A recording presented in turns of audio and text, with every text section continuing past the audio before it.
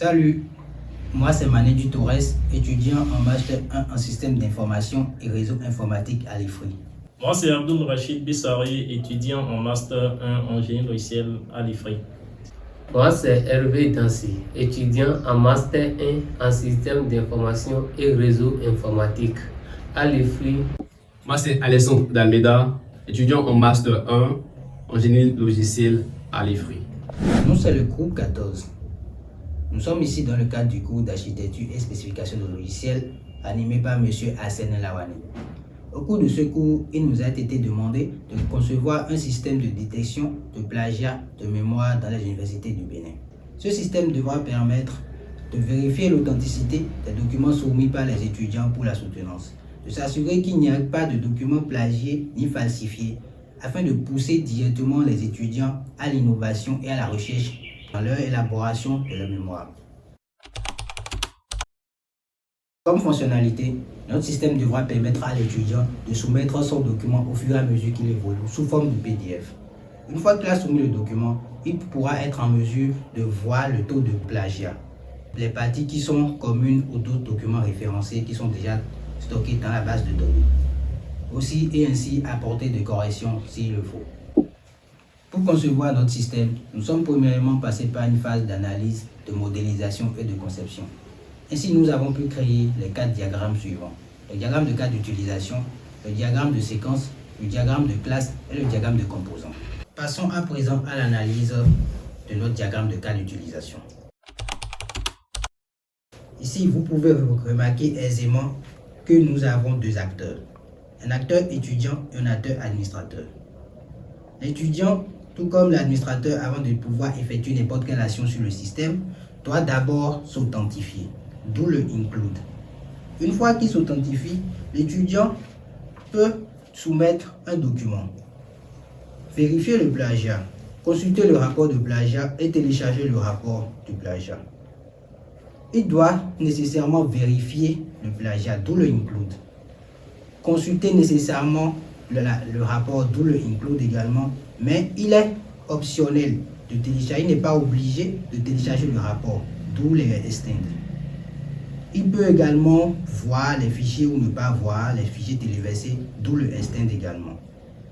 Quant à l'administrateur, lui, il peut ajouter, soumettre également un document, voir les documents téléversés et téléverser les documents de référence pour servir de base pour les prochaines analyses. Passons ensuite au diagramme de classe. Ce diagramme de classe représente la structure de notre système de détection de plagiat en identifiant ses principaux composants et leurs relations. La classe utilisateur de notre système est une classe mère qui représente toutes les personnes utilisant le système. Elle contient des attributs communs tels que identifiant, nom, prénom, email, mot de passe et rôle. Elle inclut également 2 méthodes importantes. S'inscrire pour enregistrer un nouvel utilisateur, se connecter pour accéder au système. La classe étudiant hérite de la classe utilisateur et ajoute des attributs spécifiques, filière et année académique. L'étudiant a 2 fonctions principales, téléverser mémoire pour soumettre un mémoire, consulter rapport pour voir les résultats de l'analyse de plagiat. Le chef de la scolarité est aussi un utilisateur, mais avec des responsabilités supplémentaires. Ajouter documents référence pour enrichir la base de documents de référence ou afficher téléversés pour examiner les mémoires soumises par les étudiants. Le diagramme de classe représente chaque mémoire soumise par un étudiant. Elle contient 2 méthodes clés, à savoir analyser plagiat pour détecter le taux de plagiat, générer un rapport pour créer un rapport détaillé. La classe document référence regroupe tous les documents ajoutés par le chef de la scolarité ou l'administrateur comme référence. Elle inclut quant à elle des attributs essentiels, à savoir titre, fichier associé et taux de plagiat éventuel. Enfin, la classe rapport contient les résultats d'une analyse de plagiat, notamment le taux de plagiat détecté, les sous-similaires identifiés et l'auteur du document. Elle propose quant à elle 2 méthodes. Télécharger pour sauvegarder le rapport localement, consulter pour voir les résultats dans le système.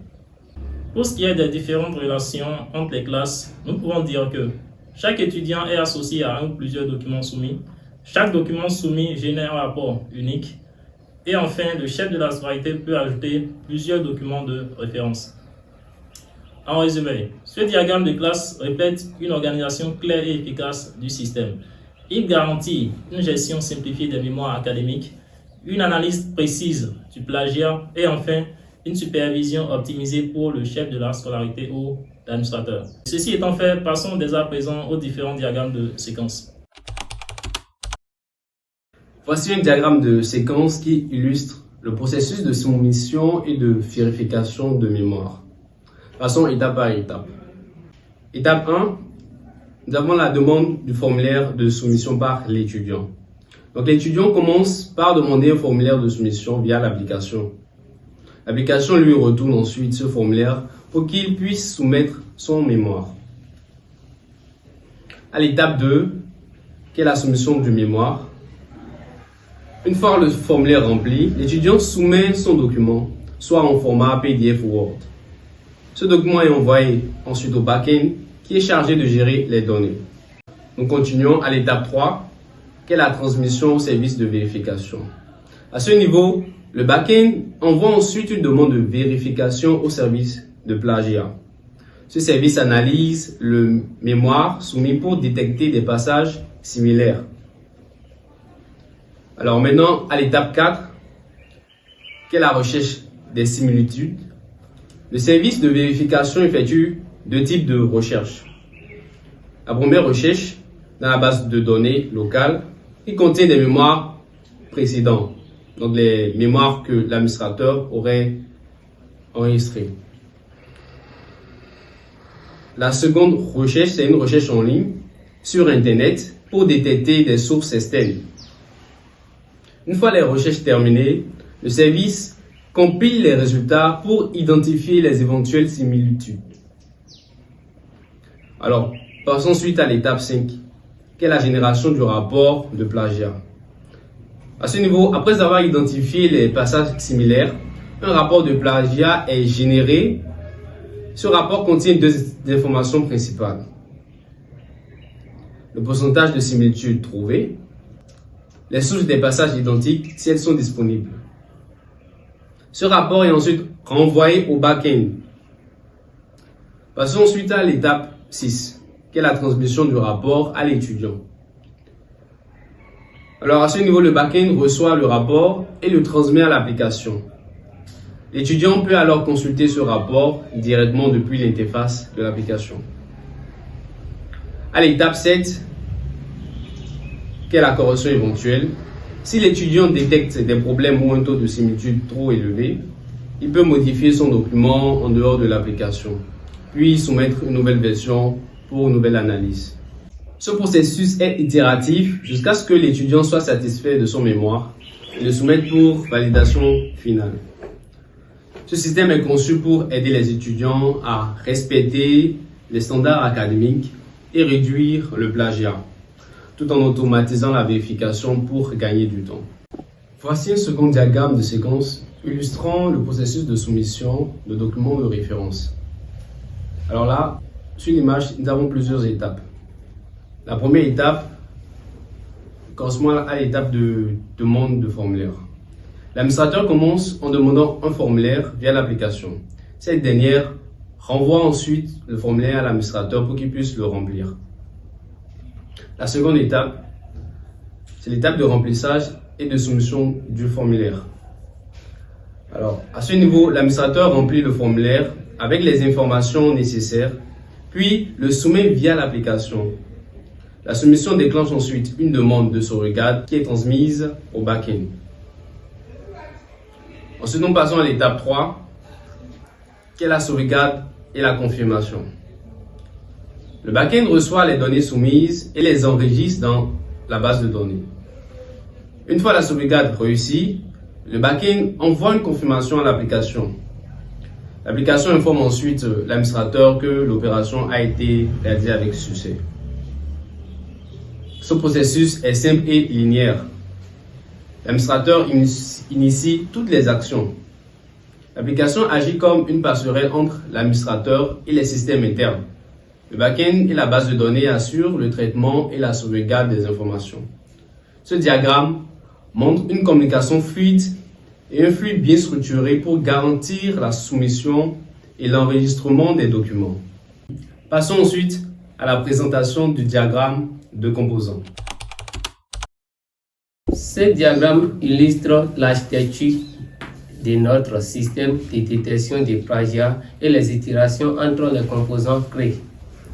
Ce système de détection des plagiats repose sur 5 principaux composants, à savoir l'application web qui représente l'interface d'utilisateur permettant la soumission des documents et la consultation des rapports. Elle transmet les requêtes au back-end et affiche les résultats. Nous avons le back-end qui est comme le cœur du système. Il assure la communication entre les composants applications web, base de données et le service IA et génère les rapports finaux. Nous avons aussi la base de données interne qui stocke les documents soumis et des références utilisées pour les comparaisons. Nous avons le service IA qui analyse les documents pour détecter le plagiat en comparant avec les bases internes et externes, qui retourne un taux de plagiat et les sources similaires. Nous avons la base de données externe qui est l'Internet, lui fournit des sources supplémentaires pour les analyses plus approfondies. Le flux principal de cette architecture est que l'utilisateur soumet le document. Le back-end transmet les données au service IA. Le service IA compare les documents avec les bases de données internes et externes. Les résultats sont renvoyés au back-end qui génère un rapport. L'application web affiche le rapport final. Cette architecture garantit une analyse précise et fiable du plagiat grâce à une IA performante et des bases de données riches offrant une expérience d'utilisateur fluide et efficace. De l'analyse des différents diagrammes, nous remarquons que l'architecture qui correspond le mieux à notre système est l'architecture client-serveur. L'architecture client-serveur est un modèle où le client interagit avec le serveur central qui gère les traitements complexes comme la détection du plagiat. Le client ici, c'est notre front-end. Il permet aux utilisateurs de soumettre des documents et de consulter les résultats via un navigateur ou une application utilisant des technologies comme React ou Vue.js. Donc la technologie que nous allons utiliser pour notre front-end ici, nous allons utiliser du React. Côté serveur maintenant, le back-end. Le back-end analyse les documents avec des algorithmes avancés et gère la communication via une API RESTful. Ici, la technologie pour notre back-end sera du Node.js. Nous avons maintenant la base de données. La base de données stocke les différents documents et résultats.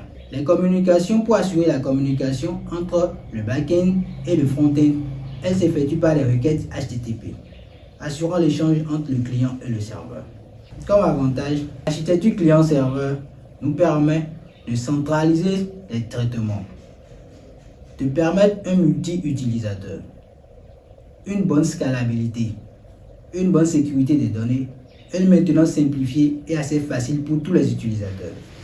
Cette architecture garantit une expérience fluide et sécurisée, tout en étant évolutive pour répondre aux futurs besoins. En conclusion, nous pouvons dire que notre système est une aubaine pour les différentes facultés et universités du Bénin, parce qu'elle permettra aux étudiants de soumettre des mémoires de qualité, plus de recopiage, plus de plagiat. Cela poussera à des mémoires à des étudiants beaucoup plus performants et sur des résultats qu'ils pourront défendre maintenant lors de leur soutenance. Nous sommes à la fin de notre présentation et encouragez-nous et laissez-nous un gros pouce bleu. Puis n'oubliez pas de vous abonner. Merci.